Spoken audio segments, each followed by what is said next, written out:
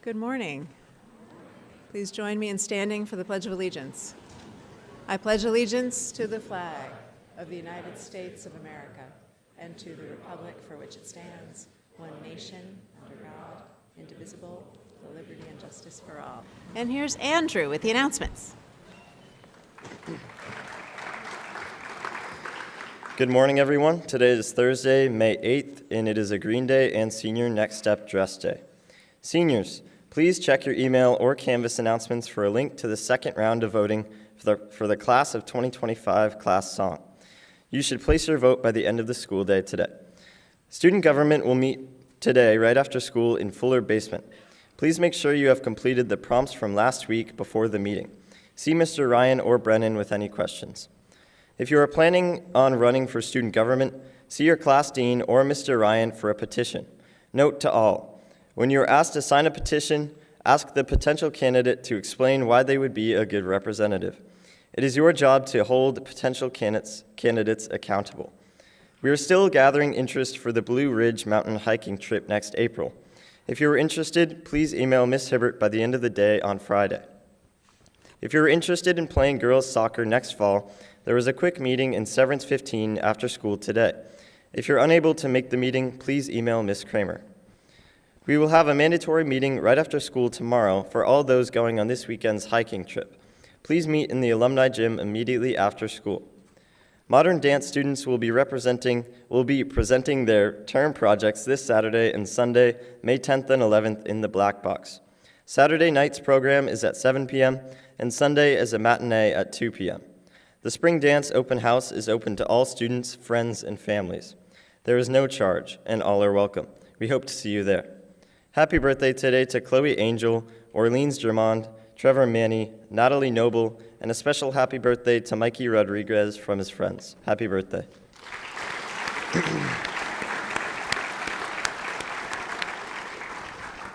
Today in sports, we have JV baseball, home versus South Burlington at 4:30, varsity baseball at Burlington at 4:30. Please dismiss the team at 1. And JV girls lacrosse at Linden Institute at 4:30. Please release the team at 2:30. Thank you and have a great day.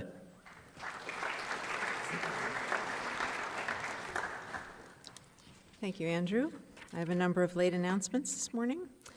Please congratulate the following students who left this morning to participate in the All-State Music Festival this weekend in Essex. That's Charlie Keeler, Sawyer Daffenrud, Wes Babcock, Rain Rashid, Owen Marcotte, Donley Johnson, Ben Wood, Moxie Stoller, Sophia Montague, Claudia Canuto, and Elizabeth McKenzie. All right, good luck, guys, wherever you are. Varsity baseball beat Colchester 3-1 on Tuesday afternoon. Varsity softball beat Colchester 13-12 in an epic full-team comeback win. Boys varsity lacrosse beat BFA Fairfax 14-10, and varsity girls lacrosse lost to Rice in overtime 9-8.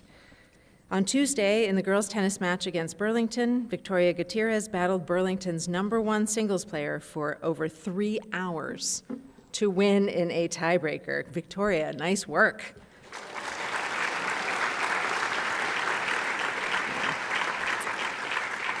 Right. And the team as a whole beat Stowe 5-2. Good job, all of our athletes. Congratulations. So happy Thursday, everyone. So we have a guest this morning, and I have some departmental prizes to award for science and health. So first, the Science Department Senior Award. This student is a modest and hardworking student who has impressed the science faculty with her genuine interest in science and ability to inspire others. She is a learning multiplier, consolidating her own understanding even while sparking interest among her classmates and sharing and compounding the understanding of all. The science faculty commend her for her outstanding academic character, curiosity, and commitment to broadening access to scientific understanding for her peers. This science award goes to Kaylee Darby.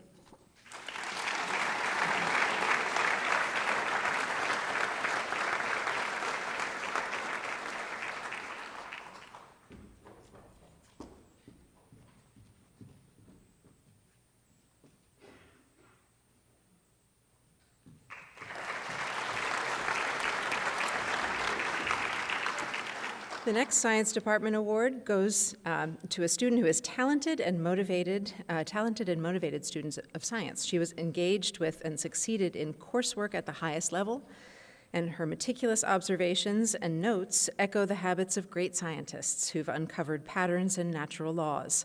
The science faculty commend her for her commitment, insight, and resilience in pursuing scientific knowledge. This award goes to Eilish Murphy.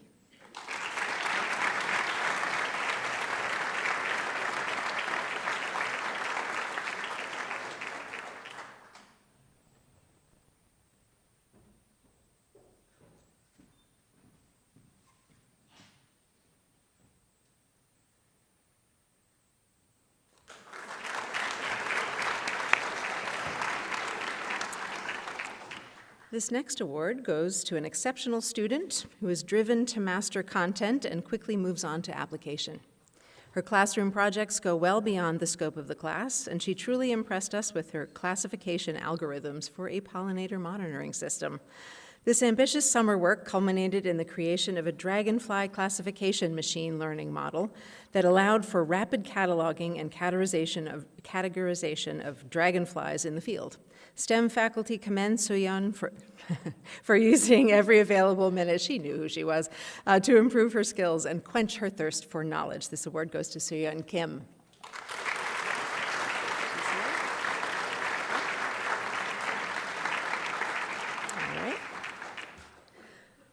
And the STEM Department Award, the student actively seeks and builds tools that allow him to explore his passion for physics as deeply as possible. His wit and humor make him a joy to engage with on his quest for knowledge. His passion for continual learning and building new skills to pursue his personal interests in STEM could be seen throughout his time in the computer science and physics classrooms.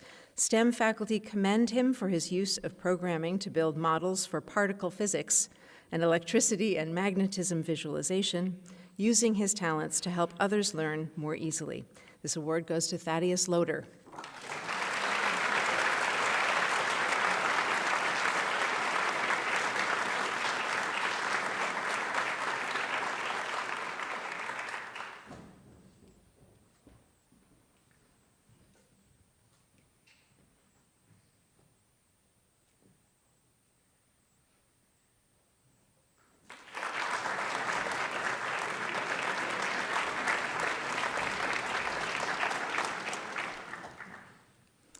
And I have two awards, two prizes to award from the Health Department. The first is a consummate student with a passion, interest, and love for learning about exercise and training principles. He has an endless curiosity and incredible intellect around training. He lives and emulates a healthy lifestyle, and whether it is through his capstone or in the weight room, he loves to share his knowledge and understanding with other students, positively impacting our academy community. And this award goes to Liam Kittredge.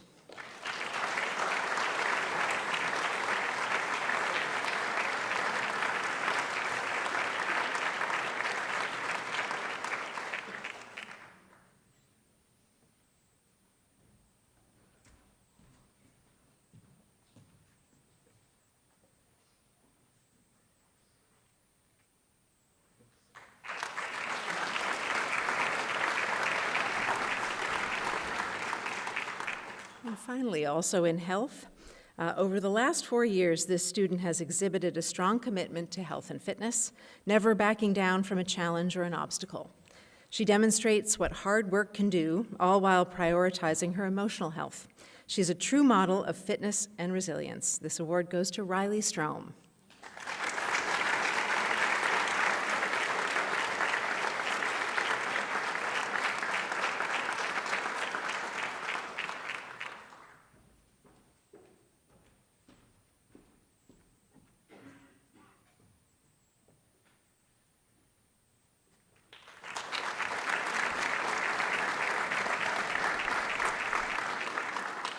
Congratulations to all those department award winners, and we'll have more tomorrow.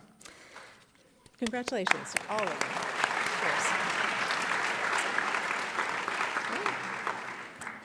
And now I'm honored to introduce a senior many of you know and whose story I know you will want to hear, the very brave Rowan Tomczyk. Come on up.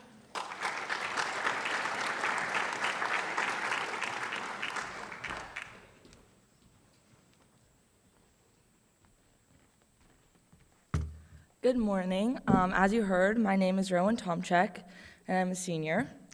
My freshman year, around this time, I gave a similar speech to what I'm giving today. I gave it on mental health, and that's because May is Mental Health Awareness Month. So I'm going to start off by telling you my story. When I was younger, my OCD felt like an ocean, and it was deep and scary. 7 years old, and I was sobbing, my body was shaking, and my mind was racing. A feeling of nausea was flooding me. This continued daily. Something was different about me, and it was jarring and nauseating. Why do I have to be different? 10, and my thoughts have become louder, and the panic attacks started and intensified. 13 years old, and I'm at the doctor's office. Then my first therapist. She said, well, she's got pretty bad anxiety and what seems to be depression, so let's keep working with her and maybe put her on some antidepressants. So I thought to myself, something is wrong with me. My mom would ask, is it getting any better? And I said, yes, I'm feeling so much better. A lie, I wasn't. But I didn't want to see my mom hurt. 14, and I realized my brain didn't work like others. My mind and my thoughts were so loud that I would try to push them away, but like a high tide, they would come back stronger each time. I learned to manage my thoughts, took new meds, got a new therapist, and tried to forget the feeling. It worked. My anxiety was settling down, and my depression was no longer as intense. 16 years old and with a new license, something most teens dreamt of. But for me, it was different. I dreaded driving. I dreaded driving to work, which was simply 2 miles from my house, and I even dreaded driving to my cousin's house, which was only a minute away. I had this thought, a thought that flooded my head, that I had hit someone with my car. Every bump and every turn, I would scan my rearview mirror, checking just to make sure I didn't. But did I? No, shut up, I would say to myself aloud as I drove to work. It got so bad that I had to have my mom drive me to places. It became a voice, not my voice, but a voice that I couldn't shake. It consumed my day, never leaving. I felt like I was in constant fight with myself, and I was trying to get over it, but I couldn't. I was losing. It wasn't the intrusive thoughts themselves that were the problem. It was what happened after, the cycle that followed, the initial thought, the repeating nauseating feeling, and the deafening guilt, which was closely followed by a loud yelling in my mind to forget it. So I would forget it, and I'd push it out until it started again. I didn't know what was wrong with myself, and I thought maybe I was just going crazy, and that led me to spiral into depression. But being who I am, I smiled, and I laughed, and I stayed strong. I never let myself struggle until I did. 17 years old, a senior in high school, and finally a name for this torture. OCD, or obsessive compulsive disorder. That was it. That was what made my thoughts cycle over and over, what made my memories change slightly and second-guess myself into breaking. It was what held me underwater. OCD.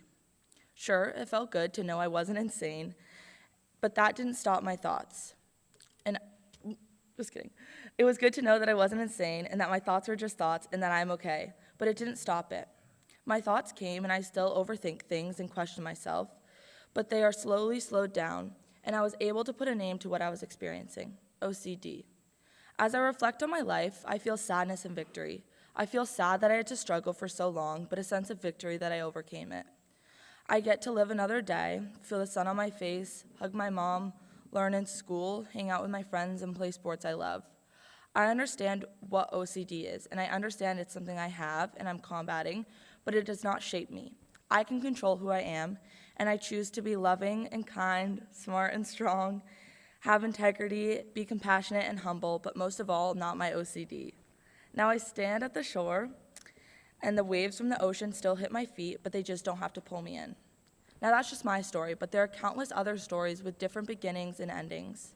And so here's some statistics.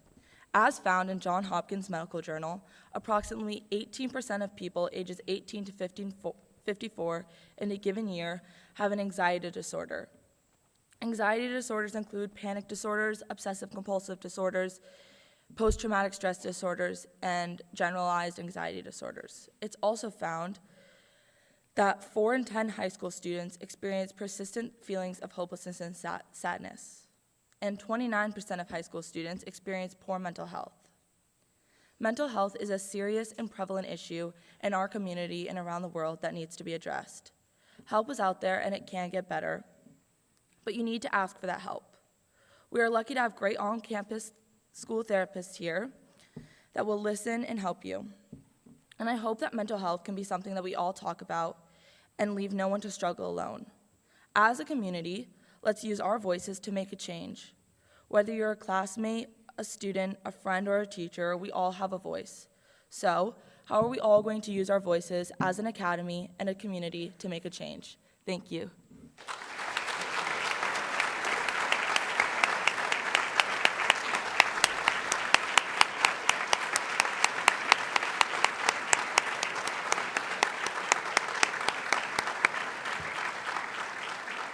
Thank you, Rowan, for that reminder of all of our need for kindness and compassion and for being brave about telling your stories so that others can find their way. We're going to take your courage into our day.